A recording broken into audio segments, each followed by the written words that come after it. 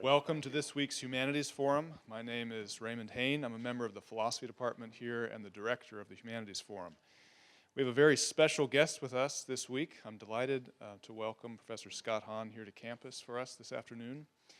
Before we introduce him, I'd like to just remind you that our reception, which is usually in the great room, is across the hall today, and I'll mention it again at the end, just so we all end up in the same place to continue the conversation. For the moment, please welcome Dr. Darius Bazzano from the Theology Department, who will introduce our guests this afternoon.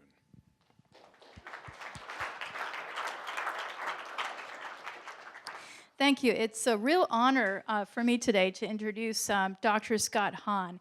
He's the author or editor of over 40 books, approaching 50 by now, I'm sure, including best-selling titles like Rome, Sweet Home, The Lamb's Supper, and Hail, Holy Queen. His most recent titles include The First Society on Christian Marriage, Romans, a Catholic Commentary, and The Creed, Evangelizing Catholics, and Joy to the World. Academic publications include Kinship by Covenant and Politicizing the Bible. He's also the editor of an academic journal, Letter and Spirit, a journal of Catholic Biblical Theology.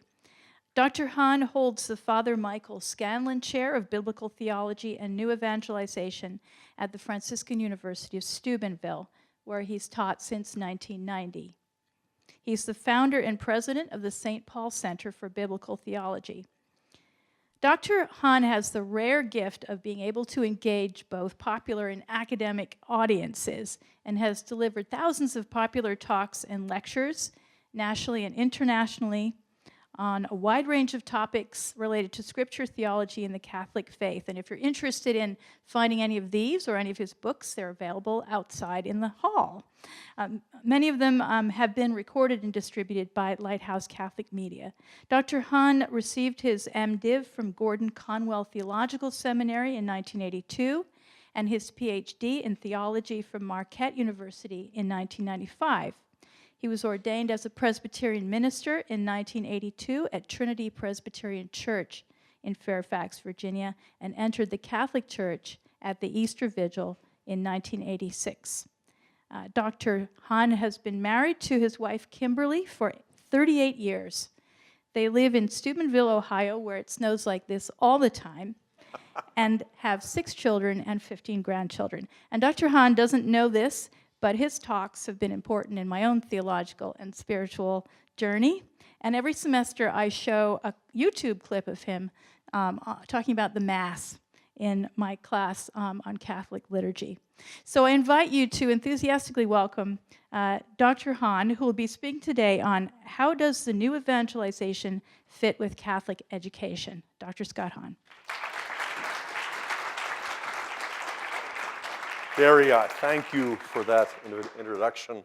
It's really a privilege for me to be here at Providence College, to be invited to partake of this fellowship here, the forum. And I want to admit from the outset, before we really get started, I had a 25-page paper written, and I have it here to read. I just attended a public lecture 2 weeks ago on our campus, and the lecturer read his 24-page paper. Some of us stayed awake, but most of us didn't, and so I made a resolution to make some adjustments and do this a slightly different way. It's available in a new book that came out, Fidelity and Freedom, Ex Cordia Ecclesia 25. It was a paper that I originally wrote back, 3 years ago in 2015, when we were celebrating the 25th anniversary of Ex Cordia Ecclesia. It just came out in published form last year. But I'm already revising the paper and adapting it into well, I hope it's a bookling. I don't want it to be terribly long, but I'm working with the same outline. So those of you who have had a chance to look at the paper, I'm not going to be deviating in any significant way, but I do want to present it in more of an oral style, semi-academic and semi-popular. I'd like to begin by asking the question whether the new evangelization really fits with Catholic higher education, sort of echoing what we're familiar with in terms of the quaestio. It would appear that the new evangelization does not pertain to Catholic higher education. Why? Well, for one thing, the very nature of evangelization, as distinct from the nature and purpose of Catholic colleges and universities, evangelization involves addressing the intellect but reaching the will for the purpose of initial conversion. Whereas higher education involves the rigorous formation of the intellect. Furthermore, the nature of conversion is a free act, which cannot be induced by classroom presentations or grades. And so it doesn't seem fitting for conversion to be something sought after in an institution of Catholic higher learning. Thirdly, the very purpose of the university has more to do with the intellect, more to do with culture, professional preparation, and such things. And I could go on about my understanding of the university drawn from the great Newman's work, Idea of the University, and also I'd recommend Benedict Ashley's work on this subject. But sort of the sed contra, let me just state from the outset that, in fact, from the perspective of our tradition, the new evangelization does, in fact, have a place in Catholic higher education. In his first published encyclical, Pope Francis in Evangelii Gaudium, Article 134, states, universities are outstanding environments for articulating and developing this evangelizing commitment in an interdisciplinary and integrated way. Catholic schools, which always strive to join their work of education with the explicit proclamation of the gospel, are a most valuable resource for the evangelization of culture.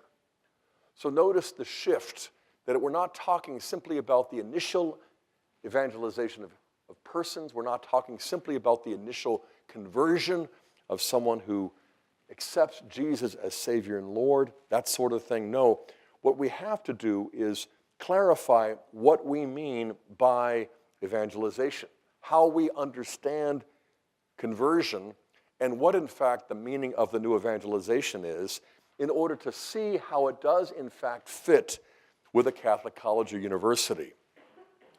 And what Pope Francis was writing there in Evangelii Gaudium was not something odd. In fact, he was synthesizing proposition number 27, the longest of the 58 propositions that were given as the instrumentum laboris in preparation for the October 2012 Synod on the new evangelization. I'm not going to read all of Proposition 27 because, as I said, it is the longest of the 58. But what we hear are the following points. First, education is a constitutive dimension of evangelization. So there is no tension. Second, education needs at the same time to promote everything that is true, good, and beautiful, that is a part of the human person, to educate the mind and the emotions to appreciate reality. So it isn't exclusively intellectualist, it also reaches the will and the emotions. Third, Catholic universities respond in this way to this need. Fourth, this encourages Catholic educational institutions to do all that is possible to preserve their identity as ecclesial institutions. I think it's important just to stop for a moment and remind ourselves that just as the church is not reducible to the clergy, so likewise, we don't want to reduce the ecclesial work of evangelization simply to parishes. And so we can see that, in fact, lay people as well as clergy form the sacramental organism that we know as the church. Fifth and finally, Proposition 27 states, the church invites all teachers to embrace the leadership which is theirs as baptized disciples of Jesus, giving witness through their vocation as educators. Now, these propositions also fit with the general outline and flow of my presentation. But let me be clear from the outset. What I'd like to do is to argue toward a conclusion that might strike us all as somewhat counterintuitive. Not only would I say that the new evangelization fits with the college or university, Catholic higher education in general. In fact, I would go so far as to say there may not be any institution better suited then the Catholic university or college to advance the new evangelization once we understand specifically and properly what we mean by the new evangelization. So let me take a step back and look at what has happened in the last half century with the language of the new evangelization, because as the late, great Cardinal Dulles points out, this goes all the way back to Vatican II. Now, some people posit a hermeneutic of rupture and discontinuity between Vatican I and Vatican II, or Vatican II and everything that came before it. But in fact, it really is the same faith, but there is an aggiornamento, an updating that was greatly needed. But when you compare the documents of Vatican I to the documents of Vatican II, you find the same mystery of faith, expounded in slightly different terms, perhaps more biblical, more pastoral, more personalistic. But there is one thing that does stand out in stark contrast. The Latin term evangelium occurs once in the documents of Vatican I. However, the variations on evangelium, to evangelize, evangelizing, evangelization, these terms occur in the documents of Vatican II 206 times, if my count be accurate. And when John the 23rd died and was succeeded by Cardinal Montini, who took the name Pope Paul VI, in his first press conference, when they asked him why he took Paul as his name, since there hadn't been a pope named Paul for more than 3 centuries, he explained that it was his purpose to become an apostle and an evangelizer. And so he became the first pope in history to make apostolic journeys to other continents, which commenced even before Vatican II was over. So he went to the Holy Land in 64, and he explained he went not just as a pilgrim, but as an evangelizer. Then on to India. And then the next year in 65, shortly before the end of Vatican II in December, he came to New York City and addressed the United Nations. And his stated purpose was to proclaim the gospel in its fullness. On to Portugal and Turkey in 66 and 67, Colombia in 68, to Uganda in 69. And then in 1970, this was the banner year for his evangelistic travels: Iran, East Pakistan, the Philippines, West Samoa, Australia, Indonesia, Hong Kong, and Sri Lanka. Just parenthetically, we only found out at the beatification of Pope Paul VI that there actually was an assassination attempt on his life when he landed in Manila. When they pulled out this old, this blood-stained tunic, he had been stabbed twice, and before they could, the would-be assassin could plunge the dagger, and a third time he was tackled to the ground, and they took Paul VI off and treated him and strongly advised him not to continue. He insisted upon completing this evangelistic mission that he had for the Philippines. Now, all of these exploits are practically forgotten because of the unprecedented degree of travel by his successor, now Pope St. John Paul II.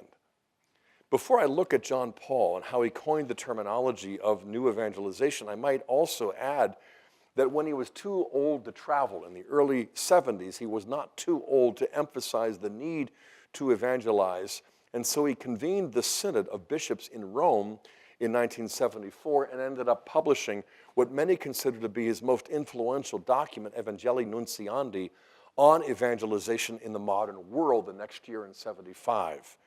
He's very straightforward when he states his thesis. I quote, "The basic duty of the church is to evangelize. Evangelization is in fact the grace and vocation most proper to the church, her true and deepest identity. She exists in order to evangelize, to be the channel of the gift of grace, to reconcile sinners with God, and to perpetuate Christ's sacrifice in the Mass, which is the memorial of his death and glorious resurrection." And again, I will note just parenthetically how interesting it is that he doesn't separate at all the task of evangelization from the liturgical celebration of the mystery of the Eucharist, something I hope we can come back to in the Q&A after this presentation. But as much as Paul VI stressed evangelization and did his work to evangelize, it was John Paul II who really took it to the next level. Over 125 countries he traveled to, clocking in well over 1 million kilometers. We couldn't begin to enumerate all of the countries and places he went to.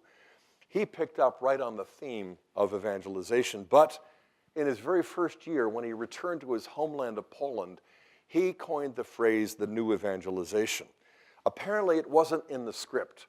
The homily that had been prepared didn't have it, but he deviated from the script when he looked out at the sea of his fellow Polish countrymen and noticed the ravages of secularization, of the Nazis, of the Soviets. And so he emphasized the need there at Nova Huta, this foundry, this industrial city that had been built by the Soviets as a kind of workers' paradise. And he emphasized, it was the only city in Poland that for the first generation or so didn't allow any Catholic parish to be built until this young Bishop Wojtyła pressured them to allow one to be built. And that's when he returned to Nova Huta. New steelworks is what it means in Poland. And not only expressed the need for the new evangelization, but explained the meaning. That it's not new because the church had stopped evangelizing, it's new because of the need to re-evangelize the de-Christianized. And so this was a theme that he inserted into this presentation. He didn't use the phrase from all my research for another 4 years. It wasn't until he came back to America and was addressing bishops in North, Central, and South America in Port-au-Prince, Haiti. And that's when he not only used it a second time, but a third and a 10th time, and he began to use it then hundreds and hundreds of times. And once again, he clarified what the new evangelization means by explaining that it is to re-evangelize the de-Christianized. He looked out and saw the effects of consumerism and materialism. It wasn't just the Nazis and the Soviet communists. And playfully, he challenged the bishops of the Americas to launch it in 1992, 9 years later. When he was asked in a press conference why the delay, he smiled and he said, because that will commemorate the 500th anniversary of the founding and the first evangelizing of the Americas. So when you go back to 1492, when Columbus sailed the ocean blue, the most populous Catholic countries in the world back then were, of course, Italy, Spain, Portugal, and France. But when you fast forward 5 centuries, in the 1990s, they are Brazil in first place, Mexico in second place, and the US coming in third. And so seeing the influence of the Americas on the rest of the world and recognizing the decline in certain quarters of the Americas of the faith, he was basically implying, where will you be? Not only 5 centuries, but now but in a few generations as well. So as 1992 approached, he published in 1990 2 very important documents. One, of course, was Redemptoris Missio, the mission of the Redeemer, which has been nicknamed the Magna Carta of the new evangelization, because that's practically what the entire document is about. And just as plainly as Pope Paul VI had explained his thesis and purpose, so likewise John Paul does it here. He says, and I quote, "The moment has come to commit all of the church's energies to the new evangelization. No believer in Christ, no institution of the church can avoid this supreme duty to proclaim Christ to all peoples." Around the same time, he published Ex Corde Ecclesia, which seems to be an entirely different document for an entirely different purpose, except that from the heart of the church describes the purpose and mission of the Catholic University. And the fact that they both were published in 1990 may not be entirely accidental. In fact, the 2 documents, I believe, are mutually illuminating as well as mutually reinforcing.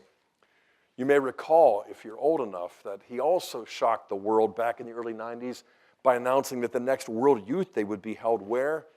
In Denver, Colorado in 93. Even his closest advisors strongly encouraged him to rethink the matter because the previous World Youth Days had been such smashing successes because, they told the Pope, they had been held in countries that were predominantly Catholic, where the tradition of pilgrimage was still quite common and popular among the young. And so previous World Youth Days in Buenos Aires, Santiago de Compostela, Czestochowa, and Rome had gathered hundreds of thousands, in fact millions.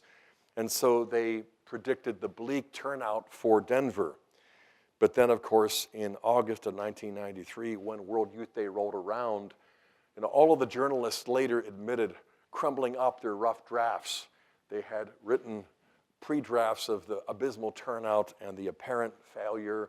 And then, of course, when the Pope's helicopter was circling over Cherry Creek Park it appeared to be buffeted not by winds, but by the force of all of the applause and the cheers and the shouts of not quite 1 million young people who had gathered 10 times what they were expecting or predicting. So at that point, the new evangelization was in full swing. And most of us assumed back then that the 1990s was, in fact, the decade of the new evangelization. I have lost count, but over 10 people referred to that decade in those terms, that decade of the new evangelization. I think we all assumed that was John Paul's intention, but when you go back to the documents, what you find is that he referred to the decade of the 90s as preparation. He also called it the Advent season of the new evangelization, clearly employing a familiar liturgical analogy. Because when Advent is over, 4 Sundays in December typically, what remains, well, 48 more Sundays are still to follow. And so when the decade of the 90s was done, the new evangelization was over, it had barely begun. And very few people recognize that fact. One fellow who did was then the cardinal prefect of the CDF, and when he was named Pope Benedict in 2005, he wasted little time informing the congregation for promoting the new evangelization, not only for the purpose of establishing it in every diocese and parish, but also very clearly in every Catholic college and university as well. He was just as explicit as John Paul as to the importance of the new evangelization for Catholic higher education. And in the paper, I'm not going to bother going through all of the quotes, but there are a number of them that indicate this. That same year, 2005, you might recall that the Vatican published a new compendium, over 1,000 pages, the Compendium for the Social Doctrine of the Church. And in this, another connection was made between higher education on the one hand and the new evangelization, but the midpoint, the meeting ground, would be, in fact, the social doctrine. And I quote now from Article 64 of the compendium. The supernatural is not to be understood as an entity or a place that begins where the natural leaves off, but as the raising of the natural to a higher plane. Nothing of the created order of the human order is foreign to or excluded from the supernatural order of faith and grace. Rather, it is found within it, taken on, and elevated by it. We're familiar with the scholastic axiom that nature doesn't, what? Destroy grace. Grace doesn't destroy nature. It presupposes, it builds upon it. For what purpose? To heal, to perfect, but also to elevate. And that's the point that's emphasized here. Grace is elevating nature. So the whole person, but also persons and societies, must become engaged with the salvific economy of the gospel.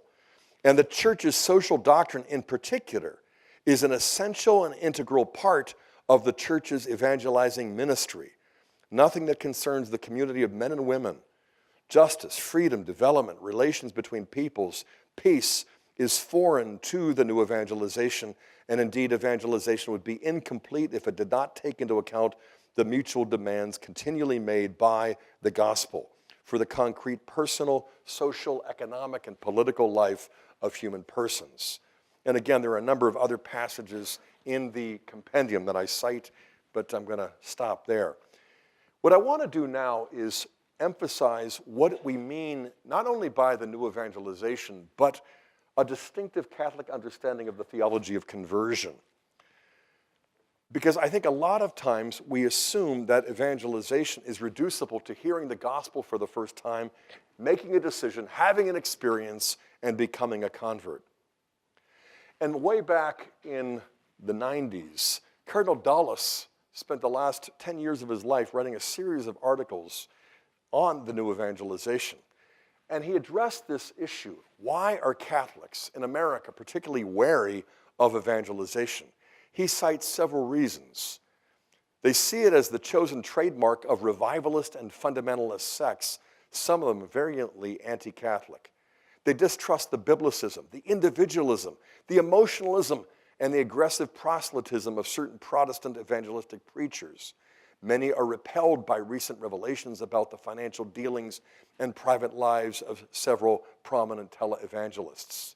Besides, he says, in America, we have a tradition that religion is a purely private matter and most Catholics prefer to keep it that way. But then he goes on to say this, I submit that the popes of this time have correctly identified God's call to the church for our day and may have hit upon the most effective remedy for the church's present ills. The church has become too introverted. If Catholics today are sometimes weak in their faith, this is partly because of their reluctance to share it. But once we study the faith and grow in our understanding of its universal dimensions, once we grasp the universal validity of the message and its significance for the entire human race and every aspect of human life, we gain a new appreciation of the privilege of being the bearers of this gospel. As John Paul asserts, faith is only strengthened when it's given to others. You can't keep the faith if you're not willing to share it. So, evangelization involves more than just what we used to call the four spiritual laws. God loves you, you've sinned, Christ died for that, and so now you've got to choose what to do. You go back to the old evangelization in the first 4 or 5 centuries of the early church, and you're going to see that that was initial evangelization, the kerygma, the core, and it produced initial conversion. But in our tradition, conversion is not over and done, a thing in the past, once and for all. Conversion in the ancient church was understood as something ongoing, something ever deepening. In fact, they understood it in terms of the gospel as lifelong. As Jesus tells the disciples, if anyone would follow me, he must take up his cross every day and follow me. That is not something that starts to become easy or starts to be pleasurable. Taking up the cross is what requires for Augustine a grace of ongoing conversion, so that he testified to the fact that he needed grace even more as he got older in his life. So the Catechism states it well in paragraph 1229, for becoming a Christian is accomplished as a journey in several stages in which certain essential elements need to be present. They identify the kerygma, the core of the gospel, the proclamation of the word, acceptance of the gospel, but that entails initial conversion. And then subsequently, the practice of prayer must be learned, along with the profession of faith. And what's described there, of course, is what we would call the catechumenate. When you move from convert status to catechumen, when you move from the initial conversion to the commitment of faith, whereby you are prepared for what we just celebrated earlier this week, and that is Easter, the vigil. And so the paragraph concludes that a climax is achieved with baptism, the outpouring of the Holy Spirit, alluding to confirmation, and admission to Eucharist as well. So the sacraments of initiation show that, in fact, conversion hasn't ended, because becoming a Christian is a journey that takes your entire life. And so infant baptism, but also adult baptism, calls for a post-baptismal catechumenate. Cyril of Jerusalem, of course, refers to this in his mystagogical catechesis. And there are a number of references in the article and in the book that I'm preparing that go into this as well. But it's not just evangelistic, it's not just catechetical, it's not just mystagogical. There's something more that is involved in the church's witness that pertains to the Catholic university or college. And what I'd like to focus on now for a moment is what in fact we mean by education, what in fact takes place in Catholic institutions of higher learning. Just as conversion is not just something initial, but ongoing, just as it's not just interior but exterior, not just personal but interpersonal and social, not just private but public. So likewise, it is something sacred, but it also sanctifies the temporal order, as we hear in Apostolicam Actuositatem throughout Vatican II, other documents as well. So it's not just about theology and catechetics, it's about politics, economics, the social life, as the church's social doctrine emphasizes. It's not just about the confession of faith that we learn as catechumens, it's about our professional life as well. So it's what's happening when professors do more than just give lectures, tests, and grades. It's when they mentor. It's when they serve as role models. And I don't know about you, but when I look back on my own life as an undergraduate in college, I look to friendships that were formed in classes that I took with professors who taught us, and some were better and others weren't as good, but the ones who were in some ways the most influential upon my own formation were the ones who did more than teach, more than test, and more than grade. This sort of mentoring, we could call it discipleship if we trace disciple back to mathetes, because the Greek term for disciple emphasizes disciplined learning more than just religious fervor. And so we could say that the Catholic College or University is certainly not an evangelistic association. It's not a parish. And so its principal function is not what we would call evangelization. But once we broaden and deepen our understanding of evangelization, once we understand conversion as something so much more than that initial psychological response or movement of the will, then we can see why it is not just theology but biology, not just catechesis and philosophy but sociology, chemistry, medicine, law, politics, literature, the arts, the languages, every discipline that touches upon every area of human life. So it's not just for the clergy or the religious, it's for the laity especially. It's not just in ministry of the parish, it is also in the classroom, the university. It's not just to promote prayer, but vigorous study. It's not just academic, it's apostolic. And so that's why it's not just in the classroom, but in office hours. When you see your professors at Mass, when you see them at the supermarket, when you see them on the sidewalk with their families or with friends and colleagues.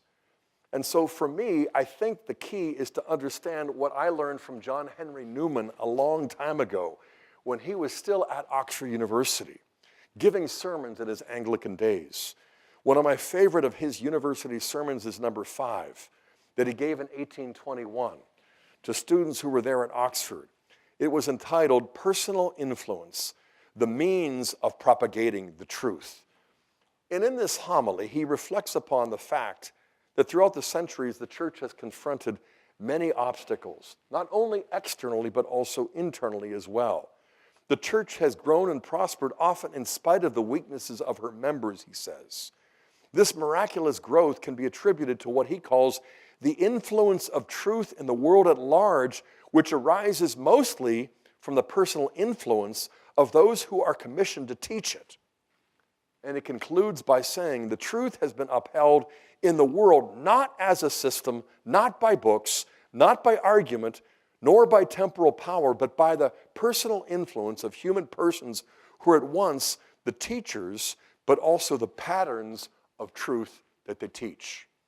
So I look back in my college days, seminary, and doctoral studies, and I see the men and women who taught me, but who lived out what they taught before my eyes, and not just in the office hours, but in their own lives as colleagues, as family members.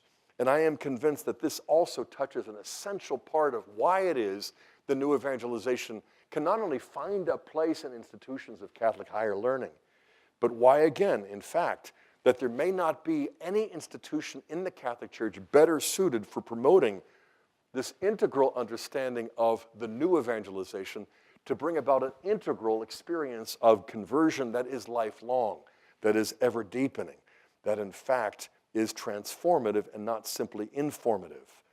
So the idea that we have teachers, instructors, professors, but what we find in them are so often role models, mentors. We end up going off to the graduate schools that they recommend, not only because of the glowing letters of recommendation that they write, but because we want to continue the legacy that they have already begun to inspire within us.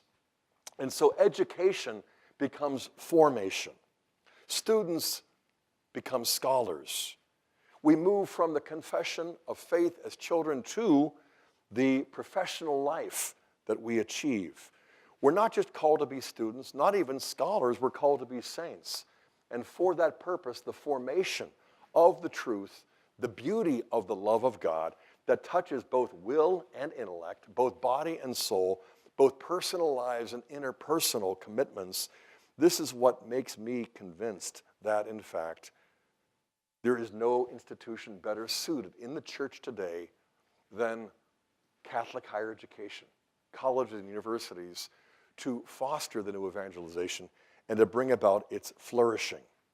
Now, I want to begin to wrap up because the thing that I look forward to the most when I was anticipating my trip here to Providence was, in fact, the the Q&A, the give and take, the questions that you might have, the pushback that you might want to give. But I want to conclude by talking about what difference this makes, because I would really set forth not only the intellectual component of academic rigor that is essential for true Catholic higher education. I would say also that the primary apostolate is one of friendship. Friendships that are formed between professors and students. Friendships that students can see between colleagues as well. The mentoring that takes place. The Eucharist that we celebrate. The worldview that we enter through the sacraments. And so much more. I think especially of a Jesuit who took a sabbatical at the Franciscan University of Steubenville, much to the chagrin of his fellow confreres. Father Norrie Clarke was one of the great philosophers of the previous generation, teaching for decades at Fordham and Georgetown. If you ever look up the writings of Father Norris Clarke, you will find a gold mine. He shocked his Jesuit confreres at Fordham by letting them know that he would take his sabbatical at this institution in Ohio which had invited him. So he spent a semester in Steubenville, Ohio, the least likely place on the planet for Norrie Clarke to be. I got to be his chauffeur on a number of occasions when I drove him back and forth to the Wheeling Jesuit residence, which was almost 40 minutes away. And at first he was somewhat surprised by what he experienced, because he said, candidly, the ACT and SAT scores, I suspect, of the students here can't match what I had at Georgetown and probably Fordham.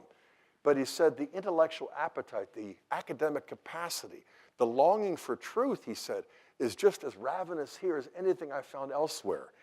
And he told me one day when I was driving him back, he said, I think I have found the key that really solves the puzzle. I'm like, what is it, Father Norrie? He said, I went to noon mass and I saw practically all of my students. The place was packed and I could see them singing and listening and praying. And I realized that it was through the Eucharist that their souls were opened, their intellects were awakened, their will to learn more. He went on and on for 5 or 10 minutes describing what a difference the Eucharistic worship makes for Catholic intellectual formation. It took me a couple of minutes to recover. It was the least likely thing I expected from Father Clarke, but one of the most illuminating exchanges I've ever had. I would also say that there have been other experiences too. The worldview that flows from the Eucharist that binds us together as sons and daughters of God, as sisters and brothers in Christ, this implies a worldview that is simply almost too good to be true, except it's the truth that we enter every time. I remember a Dominican friend in Cambridge, Father Aidan Nichols, inviting me to Blackfriars to join with him. Apparently the Oxford Communio Catholics were going to have 2 days with the Cambridge Radical Orthodoxy Anglicans, and he wanted at least one other Thomist besides himself to be there. And so when I got there, we listened to Catherine Pickstock and present a summary of her book after writing, which was subtitled The Liturgical Consummation of Philosophy. And what she described was the epistemological developments of Western history to show how the epistemological heights were achieved in the high Middle Ages, where people actually believed that they could know the inner life of God, that they could unite themselves to the three persons of the eternal Godhead, that through the holy sacrifice of the Mass, the Roman Rite points to the very heart of God and gives meaning to human experience. And so this experience among academics of the Eucharist convinced me, if not Father Aidan, that in fact friendship at the natural level is raised up and elevated, perfected through our own Eucharistic communio. Father Jenkins from Notre Dame came to our university and gave a talk on Ex Corde a while back, and he had a similar explanation. He said, what happens that is all good there at Notre Dame and other schools has less to do with the academic programs and more with the presence of Christ and our celebration as a community of the Eucharist.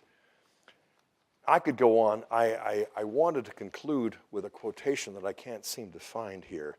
This is what I just found last night that I'm going to be putting in the book, but I will find it short enough when we get back. It's a quotation from Father Hesburgh from back in 1962, published in America magazine, where I'll just try to paraphrase. He identifies the two biggest challenges that face Catholic institutions of higher learning. One is the pluralism of a secular society that isn't so much pluralistic, he said, as it is secularistic. And what we need to do more than ever before as Catholic institutions of higher learning, he said, is to bear witness to the mystery of faith, which alone can unite all of these seemingly disparate aspects of reality. And then he went on to identify this second problem that stems from the first, that really calling these places universities is almost a misnomer, because what we really are looking at would be more aptly described as a multiversity, because there really isn't any unity that we experience in a cosmic or universal way. And so this again represents the core challenge for Catholic colleges and universities to advance the church's mission in a way that parishes and priests can't, by conducting an apostolate of friendship, academic rigor, and at the same time uniting clergy and laity at places like this for the purpose of taking people into a grace of conversion that is ongoing and lifelong. Thank you very much.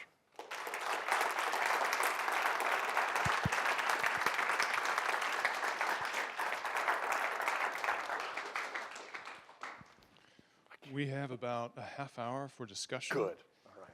If you would, wait for me to bring the microphone to you so that we can be sure to record your question. And as always, we'd like to begin with a question from a student.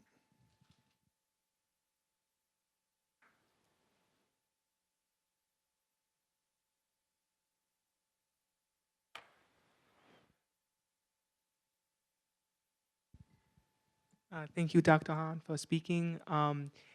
What you said, that quote you had towards the end, I think was especially pertinent when you said that one of the big issues for academia, for Catholic academia, is sort of rampant secularization. And it seems to me that Catholic universities have to sort of have like a one foot in like two different walls. They have to meet certain academic standards which have to be sort of universally agreed upon by both religious and secular institutions, but yet they're also supposed to be, as you said, places of evangelization. And so how do Catholic universities, because this is not something you see in secular universities, so how do Catholics create that balance between that dual identity without giving up one or the other? So how can we, and I don't think they're mutually exclusive, but how do you, again, reconcile them and maintain and promote both in a way that's mutually implicative? Right, good question. I'm not sure I can give an answer to that without giving another lecture, because that really is the $64,000 question. But I think, you know, at one level, the aspect of academic rigor is crucial. And at the same time, a radical openness to learning from everywhere, anybody, and an engagement with the culture, and not just with the parts of the culture that we prefer or affirm. I also think that, I'm reminded of an exchange that we had back in the 90s when Rocco Buttiglione came to our campus. He had just helped John Paul write, I want to say Laborum Exercens, but actually it was Centissimus, I think. And Buttiglione was asked by some students, what can we do to really further this intellectual apostolate that you're identifying as our academic vocation? You know, because we're facing relativism, we're facing postmodernism, we're facing, you know, all kinds of isms. And he said, what I would encourage you to do is don't just study them, forge friendships with Marxists, postmodernists, deconstructionists, radical feminists. And he even referred to the gay and lesbians. He said, form friendships with them and allow yourself to feel the force of their worldview, their argument. Even if it's unconvincing, even if it seems incoherent, for the sake of friendship, enter into their thoughts, into their world. Then you're not just refuting a position. Then you're engaging a friend. And through that friendship, then you can carry on intellectual apostolate that isn't out just simply to prove you're right and they're wrong, but to build bridges and to tear down the walls. And I mean, that has come back to me hundreds of times in the last almost 20 years, 25 years, because I do believe that that represents a significant part of the challenge especially as we grow more secularized, which really means more polarized and more unwilling to really engage one another. You know, this is why playfully I begin with a kind of quaestio method, because I think what Thomas does is to show us how to speak the truth in love. Always identify a position that everyone might know in advance represents your opponent's position, but then state it fairly, and then defend it persuasively, and lay out the arguments as fairly as you can, and then engage them. Don't write them off, but really look at them clearly, treat them forcefully, you know, and I think this this approach represents rules of engagement for the classroom. It's what I try to tell my students, both grad and undergrad, for their papers as well. I have learned far more from people I disagree with than I learned from the people I agree with. I also tell them that I never read the kinds of books that I write, and I never write the kinds of books that I read, or seldom. That you should really go deeply into things that are going to challenge you, not only in terms of your own moral convictions, but also intellectually because of the rigor that's involved. And I would say, to the extent that you can do that with the help and guidance of professors, not those who are going to tell you what to think or how to refute, but really show by role modeling how to engage with respect and fairness. In the last 28 years, we've had, I think, 52 or 53 mostly graduate students live with my family. I usually invite the students that I see having that kind of intellectual appetite, but also a kind of apostolic openness to others. And over the course of the years, I have found that this, you know, not only have my 6 kids look to them as older siblings, but I mean, the first one we invited was a fellow named Tim Gray, who was on a tennis scholarship, and he lived with us for 2 years. And we just watched him. He's now, I think, the founder and the president of the Augustine Institute out in Denver. And Ted Sri was the next fellow who lived with us. And Jade, who worked with the USCCB for the last 10 years or more. But I mean, the friendships, the professional bonds, I would help them build their libraries as well. I find that, when you encourage professors to engage you, and when professors encourage you to engage positions other than your own, that's when you really have not only an understanding of other positions, but also an appreciation for them if you can forge those bonds of friendship. I don't know if that even approximates an answer, but that's what came to my mind. Jim. Hi. I'm trying to figure out what to say here. I liked your talk. It seems right to me. I'm not sure what the topic would be as far as Catholic higher education, because it seems that most of what you have said, and I think this is actually appropriate, and I'll say why in a second, would be geared for Catholic students and Catholic professors at any school. That's right. Okay. And I think that's kind of right, and I'm going to say why. I think we have to get used to, with some exceptions, Steubenville being one of them, to speak about Catholic colleges and universities as we do Catholic hospitals, which means Catholic by legacy primarily. And I don't mean that as a counsel of despair, but I think 25 or now 26 or 27 years after Ex Corde, I think, and James Burchell's Dying of the Light, I think it's essential for people who have been studying this to be as honest as they possibly can be, right? In my opinion, and I've had this for a long time, where there's a will on the part of the administrators, those who run the institutions, for an institution of higher learning to be Catholic, there's a way.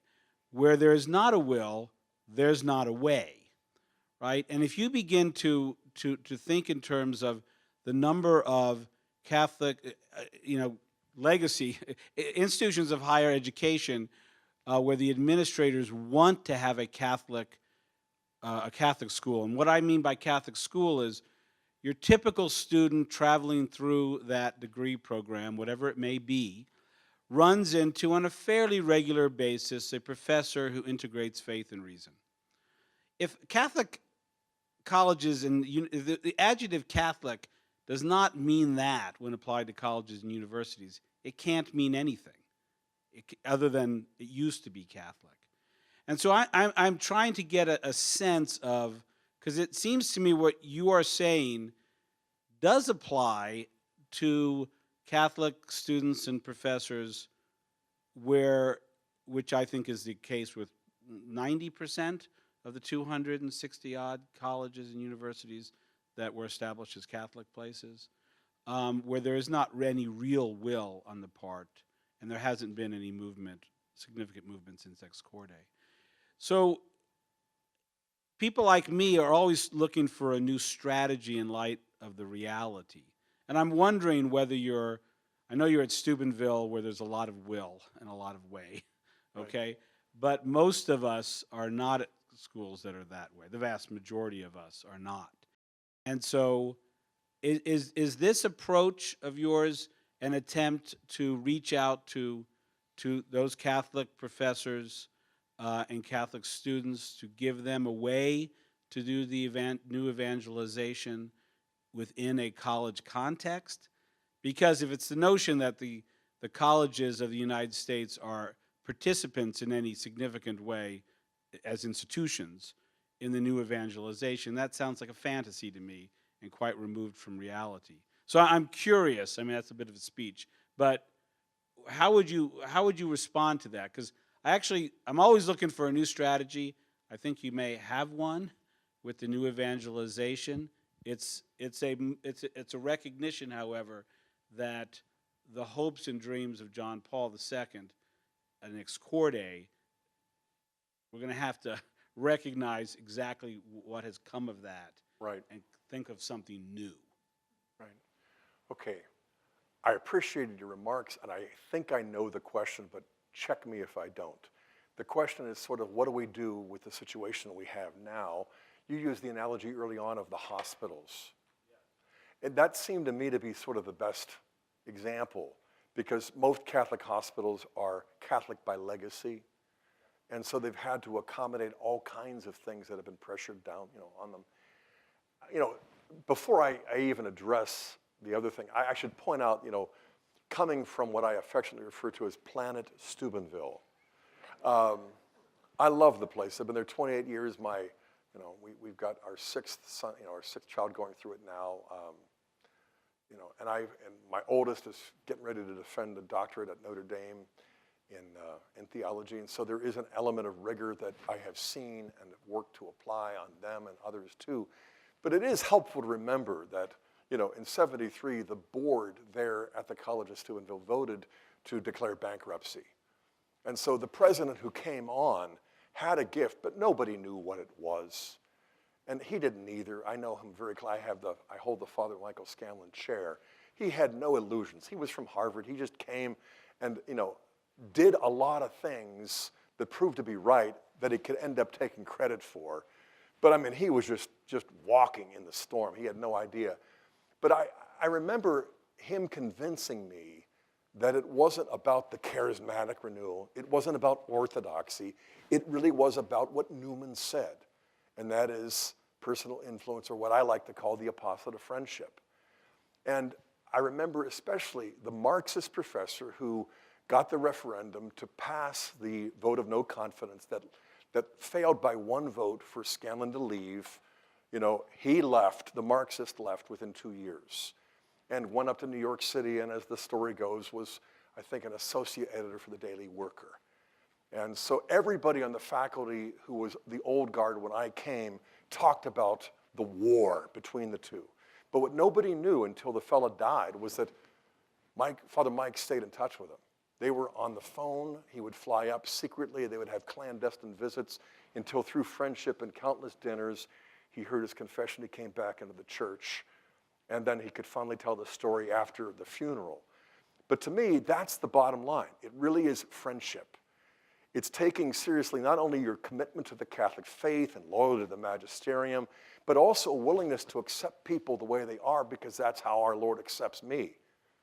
And so I think that can be done, as you implied, anywhere. It doesn't have to be a Catholic college or a university. I think the fifth person who lived with me for a year, not quite a year, was Curtis Martin doing his graduate studies, and I challenged him to develop something for secular campuses, and so I came up with an acronym that he applied called the Fellowship of Catholic University Students, and so focuses on over 100 campuses. It isn't the cure-all. It isn't like one size fits all in any instance, but what he was convinced of was that it's so easy when you're living on an oasis like Steubenville, but what really matters is if you can reach people not only on secular campuses spiritually, but you can awaken in them the intellect, the desire to pursue professional excellence in whatever academic field they're in. And I would be the first to say that we have a lot of room to grow in that area. At Steubenville, folk everywhere else for that matter. But I do think the mutual encouragement of one another between professor and student, but also mentoring and I should say collegiality.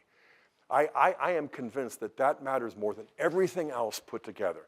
That if we get laws changed, if we get new board members, but if we're still pricks, it's not going to work.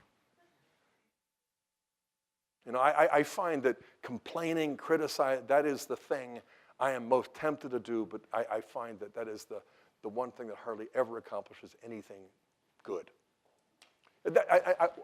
Before, I wanted to ask James, can you respond? Because you should see him. I mean, standing up here, he's sitting there like, well, I would say this and I would say that. And I want to know what you're going to say. Oh, okay. I actually agree with you. I think that the era of complaint, I was trying to communicate that. I think it's over.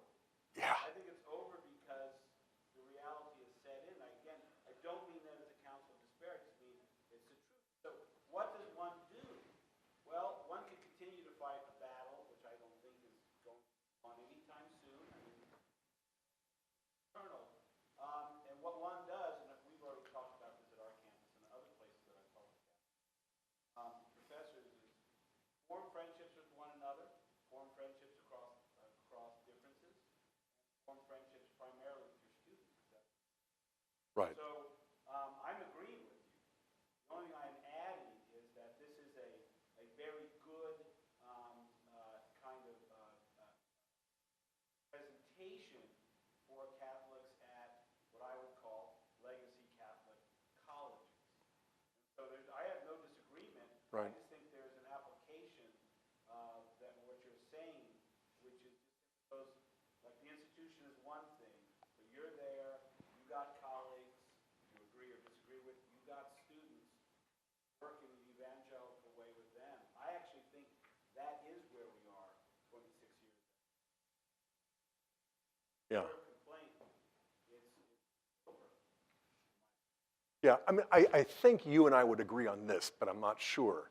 That is, authentic friendship means being able to say, I not only love you and respect you, I enjoy being with you, but I think you're wrong, and I think this is bad, and then brace yourself, for what might come, because no matter how friendly we are, no matter how authentic we engage people, there are going to be individuals and groups that are just simply going to be so self-identified in one set of terms, they're not going to accept friendship. But I think to not be willing to say, I disagree and here's why, but I allow myself to feel the force of what you're saying too, I think the blowback is what's going to make it tempting to betray friendship by no longer saying why we disagree. Okay.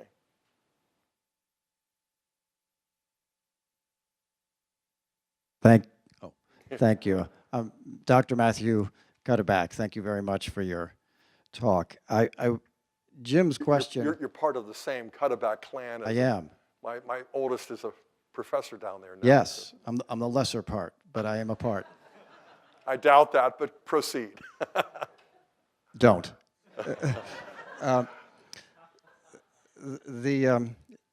Dr. Keating's question sort of helped mine, because what I felt like I was noticing while you were speaking was that there was not very much emphasis on a kind of corporate commitment to Catholicism, the university's corporate commitment to it, but more on the example that professors could give. I'm not saying you were excluding that. I'm just saying you weren't really emphasizing that. And that seemed to be what Dr. Keating pointed out. So that in Ex Corde, which you cite very nicely, what you get there is certain declarations about the way that there ought to be a corporate commitment to Catholicism. So, and this text is very present to me because of recent events, one of the things that he says there is a Catholic university should be ready to proclaim truths that are inconvenient to the culture. It should be ready to evangelize the culture. And so that was not in your talk, and that's not a complaint. It may just be, I appreciated this exchange very much. We don't have that kind of commitment at this college, that kind of corporate commitment, so what do we do to do the new evangelization here? So I just wanted to echo Dr. Keating's question, affirm it.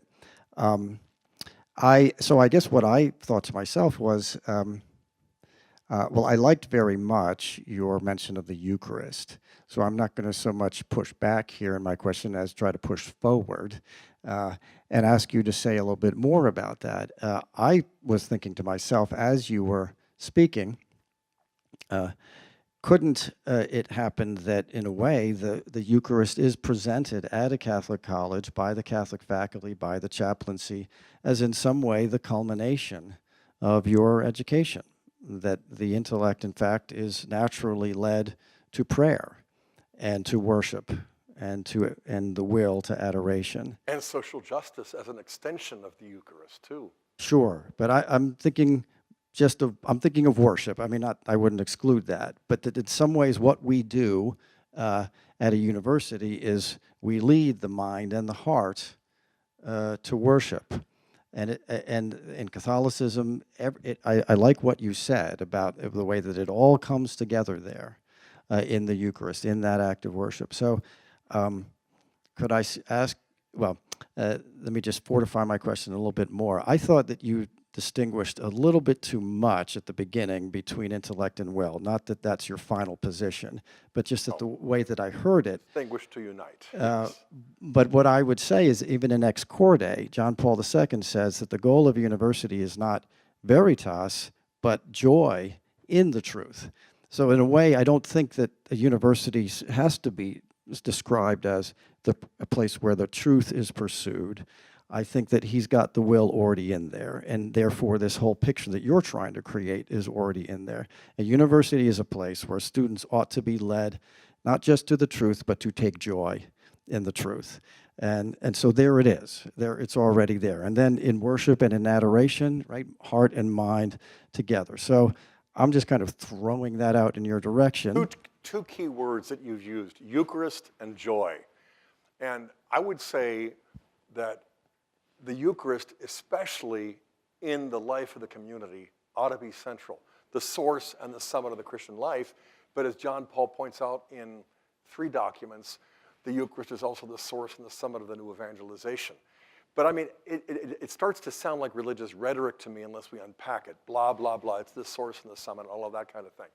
I do believe that, we have 3 masses on campus. 6:30, 12:05, and 4:45. More than anything else, I believe it's that experience of worshiping on a daily basis with my colleagues and my students that renews something more than the contract I sign every spring. There really is something profound about this covenant bond that unites us with divine kinship in a way that just captures my imagination, my intellect, but also it fills my will with joy, and I think other people too. The section of the paper that I've cut out, a chapter in the book that I'm outlining, is on the joy of the gospel and how fitting it was for that to be the title. If the joy of the Lord is my strength in Nehemiah 8:10, that ought to be truer in the New Testament than the Old. And I think it's what we ought to instill in our students, that even if they're not going to study theology or philosophy or the history of doctrine, that there's a sense in which, no matter what they're studying within the context of, Providence, the thing that how do I say this? You can't get ordinary Catholics, even undergraduates, to the point where they can explain every doctrine or prove it from the scriptures. But what you can get people to do in a community of learning is to enjoy being Catholic. And to me, that's what makes it more contagious than whatever arguments you use, whatever proof text you memorize and deploy.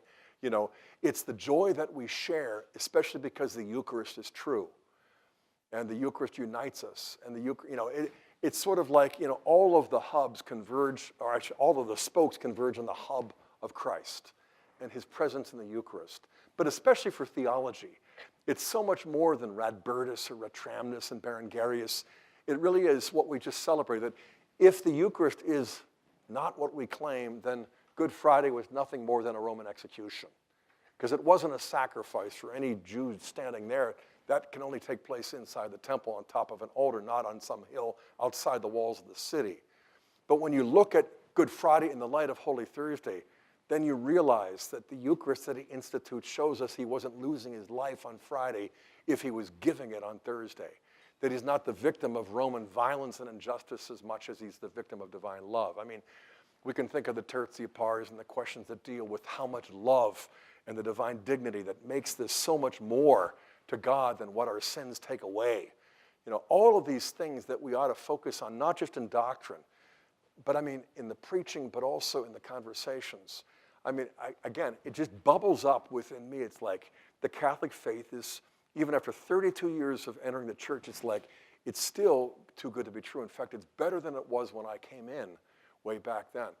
And it's what creates within me a longing to not only learn it better, but also to learn what other people believe in order to build the bridges to communicate the Mysterium Fidei to them. Because it's like, we're constantly reminded that he bled and died for them as much as for Catholics. And that it's not about winning arguments, it's about, you know, drawing those for whom he suffered and died and offers himself in the Eucharist. I think the more we really wrap our minds and our hearts around the joy of Christ in the Eucharist, the more things will fall into place without even, you know. At the same time, I would say this, that if I had been addressing, you know, a gathering of Catholic university and college presidents, you would have heard me accentuate a different syllable. You know, if I was talking just to the board here or anywhere else, or talking just to the Dominican friars who were sort of, you know, the heart of this body that we call PC, it seems to me then that other things would have been brought to bear. But from what I knew about the forum in advance, the little I knew just struck me as being, this would be sort of the pool to dive in and swim around. Yeah.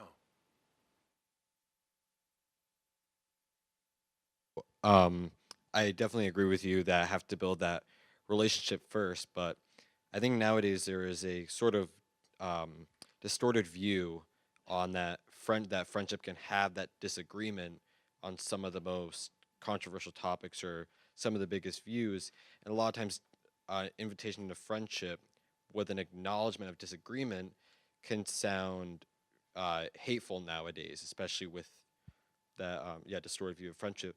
So how would you say will be a practical way, either between student, professor-student, or administration and group, to be able to build that friendship without saying what you're doing is completely fine, you can do whatever you want to do for the sake of building that friendship?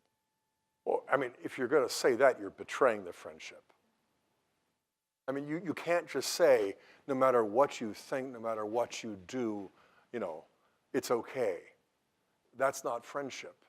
But at the same time, if you're just engaging them for the purpose of either setting them straight or having somebody else watch you set them straight so they'll join your side, it's sort of like at cross purposes. I think that's also a betrayal of sorts. I mean, what we saw back in, when was it?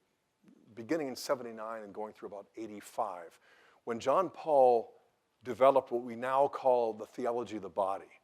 I remember before I came into the church, because I came in 86, every week going down to the library at Marquette and photocopying the section of L'Observatore Romano where he was giving these Wednesday audiences. And I asked my ecclesiology professor if I could do a major study not the main paper, but halfway through the term, on the theology of the body of Christ, because I was convinced that what he was doing was kind of a breakthrough of sorts, but also applicable to something more than just sexual ethics. And he just sloughed it out. Those are Wednesday audiences. You can't take that kind of thing with any theological seriousness.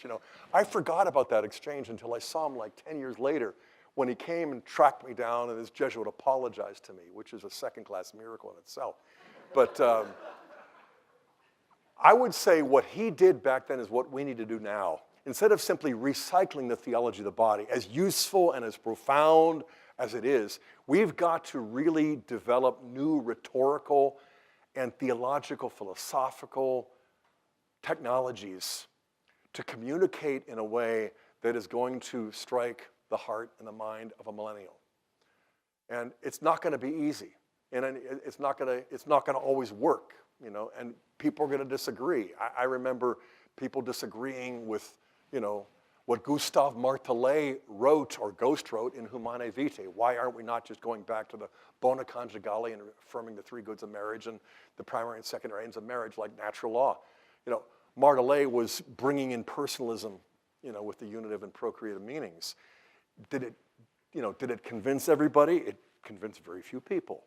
But now, decades later, we realize that is not just the what of human nature, but the who of persons, and why these are meaningful in a way that, I was converted on this back in seminary long before I even thought that the Catholic Church was anything else but wrong, So I would say what Martelet did for Paul VI, what John Paul did for us. I would say also, to a great extent, what Ratzinger has done in Jesus of Nazareth. That is probably going to be his legacy as much as the theology of the body is, that he's taking Dei Verbum, Article 12 especially, faith and reason, old and new, but scripture and liturgy and life, and just kind of showing that a hermeneutic of faith is scientifically superior, not just spiritually more satisfying. But it's a first attempt. And some guys liked it, others didn't. Schnackenberg obviously didn't. But the things that we have to do are rooted and grounded in love. They arise from a desire to figure out ways to build bridges that won't collapse, that lots of people can cross over on. In my high school, I would have been considered the least likely to convert because of all the time I spent in juvenile court. And I feel like now I have a lifetime to show people that if he can reach me, he can reach anybody, and have a ball doing it.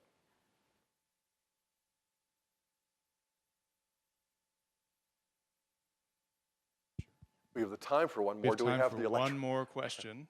And just as a quick reminder before we end, we have our reception just across the hall. I hope all of you will join us afterwards. Oh, good. I was hoping for a man in white. Oh, good.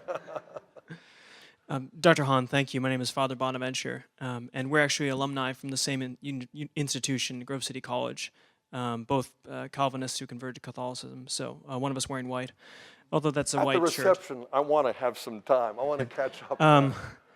So I teach philosophy here, but I'm an assistant chaplain as well. Okay. And I love what you have to say about the Eucharist and the sense of worship, and as the glue, in a sense, source and summit, whatever you want to talk about, the kernel or the core of the Catholic institutional identity. It's beautiful. I also know we both came from a school where, and you are at a school now, where there is a culture of worship.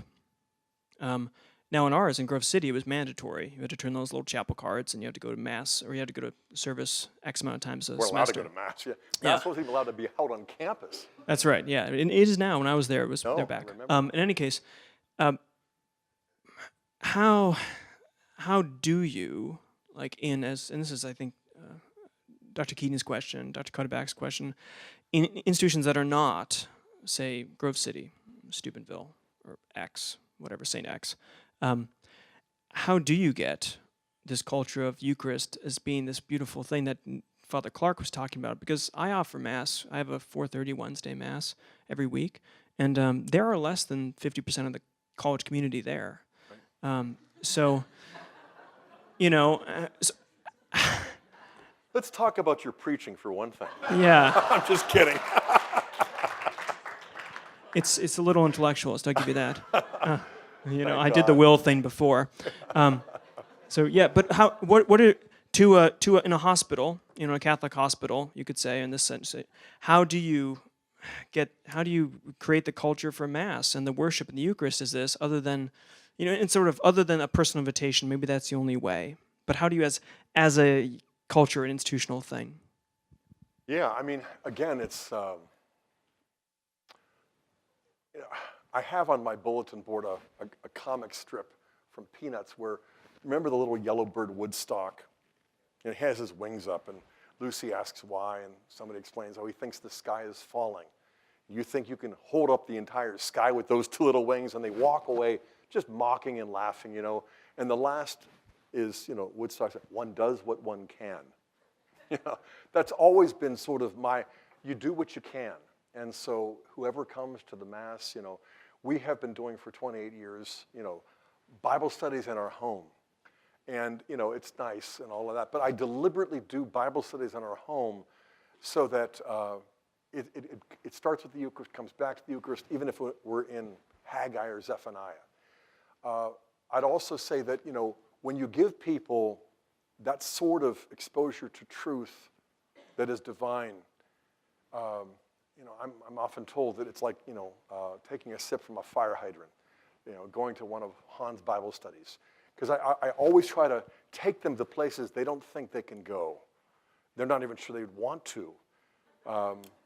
Because I feel like when they see in your eyes the passion, and it's not just enthusiasm, it's a profound sense this truth is why we're here.